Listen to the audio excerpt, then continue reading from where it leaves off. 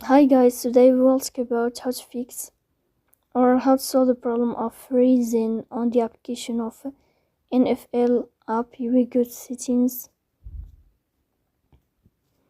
Here in this page we go to apps, default apps, app settings.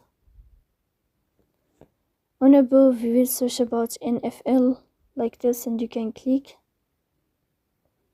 Here in this page of app info, you will click on first stop and you can click OK. Then you will enter to the window of storage.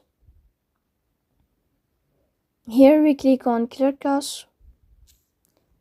Then you can turn off your Wi-Fi and you can turn on your Wi-Fi again to fix that problem. So please don't forget to support us by like and subscribe. See you next time in another video, and thank you for your watching and your time.